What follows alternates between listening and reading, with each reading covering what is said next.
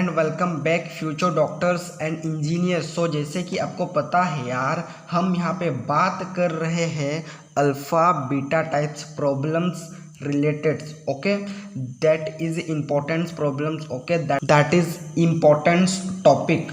Okay, तो आसानी से हम उनको समझना है, उनके कॉन्सेप्ट भी सीख के जाना है और बढ़िया तरीके से ट्रिक भी सीख के जाना है, जिससे क्वेश्चंस कम से कम टाइम में किया जा सके।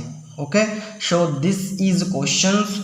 आप देख लो कितनी इम्पोर्टेंट है इस क्वेश्चंस की, और बढ़िया तरीके से इसको हम सॉल्व करने वाले हैं, मतलब इजी बना देंगे। थोड़ा सा भी मतलब आपको ज़्यादा कैलकुलेशंस करने की ज़रूरत नहीं पड़ेगी और आसानी से आप क्वेश्चन सॉल्व कर सकते हो। ओके, तो लेट्स सी क्वेश्चंस में क्लियरली बोला गया है कि एक कार है, ठीक है, वो एक्सेलरेट हो रहा है।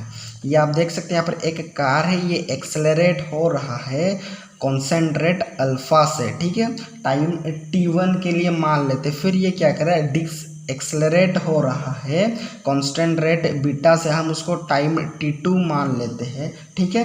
यानी कि आपसे v एवरेज पूछा है, तो इस कार का v एवरेज आपसे पूछा है, तो यहाँ पर कुछ v एवरेज बन जाएगा। v एवरेज इस पॉइंट पर आपको पूछा है कि उस कार की मैक्सिमम वेलोसिटी कितनी होगी, ठीक है। तो हम क्या मानते हैं, टोटल टाइम को हम मान लेते हैं, टोटल टाइम t मान लेते हैं, ठीक है, टोटल टाइम t मान लेते हैं, यानी कि t1 प्लस t2।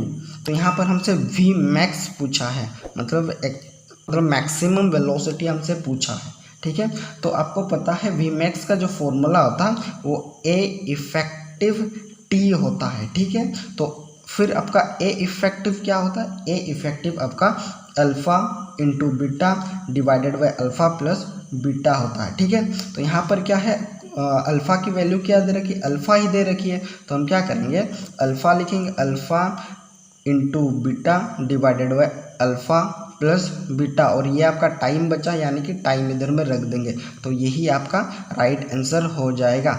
तो ऑप्शन नंबर आप देख सकते हो, option number D is the right answer of this question. I hope आपको समझ में आ चुका होगा, and this is how easily and how quickly you can solve the problems. Concept बेहतरीन है, एक फॉर्मूला है, बस यही आपको ध्यान रखना है, इस फॉर्मूला को ही लर्न करना पड़ेगा, ठीक है। अगर आपको कोई भी डाउट है क्वेश्चंस के रिगार्डिंग, अगर आपके दिमाग में कभी भी क्वेश्चन प्रॉब्लम्स आती है तो कमेंट करके बता दिया करो बिना शर्माए। ओके, अब कोई भी माइंड में क्वेरी आती है तो आप फ्रीक्वेंटली किसी भी टाइम मैसेज कर सकते हो। Okay guys, and all the best.